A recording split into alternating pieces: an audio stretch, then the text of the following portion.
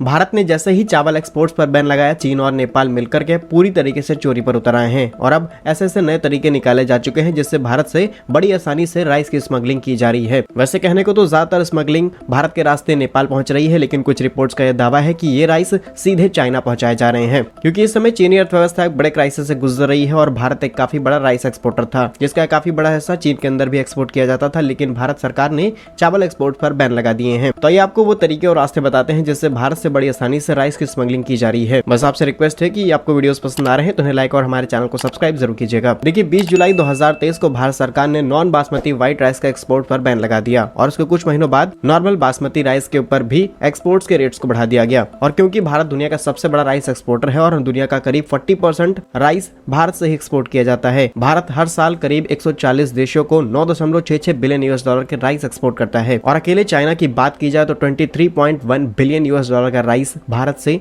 China अकेले import कराता है। और ये नंबर ही देखकर के आप समझ गए होंगे कि चाइना इतने बड़े इंपोर्ट के डेफिसिट को पूरा करने के लिए किसी भी हद तक जा सकता है और सबसे अच्छा और सही रास्ता उसे नेपाल मिल गया। देखिए जब भारत ने चावल एक्सपोर्ट पर बैन नहीं लगाया था तब चावल की कीमतें 15 से 20 रुपए प्रति किलो थी, लेकिन बैन लगते ही ये कीमतें 70 रुपए प्रति किलोग्राम पहुंच गई। जहां पर स्मगलिंग करने के लिए पहला रास्ता ये है कि कुछ किसानों की जमीन नेपाल के अंदर है, वो रहते भारत में हैं और उनका रोज का आना जाना रहता है और जैसे ही वो अपने खेत के अंदर जाते हैं कुछ किलो चावल वो अलग अलग तरीके से पैक करके उस पार पहुंचा देते हैं। वहां कई डीलर्स लगे हुए हैं जो इनके चावल को खरीद लेते हैं और भारत से भी कुछ ऐसे डीलर हैं जो मिलकर के इस पूरे स्मगलिंग प्रोसेस को अंजाम दे रहे हैं। अब तक भारत के सशस्त्र सीमा बल ने करीब 111.2 टन चावल को जब्त किया है, जिसे गलत तरीके से नेपाल पहुंचाया जा रहा था और वहां पर पहुंचने के बाद चावल की कीमत करीब 300 रुपए प्रति टन हो जाती है, जिसके बाद चाइना में इसे और ज्यादा महंगा बेचा जाता है और इस तरीके से ये स्मगलिंग की जा रही है। जहां पर दूसरा रास्ता है कि कई लोग घूमने के बहाने नेपाल जा रहे हैं और नेपाल में कुछ अमाउंट के अंदर ये राइस पहुंचा रहे हैं और वहां पर भी डीलर्स के माध्यम से इन चीजों को बेचा जा रहा है। लेकिन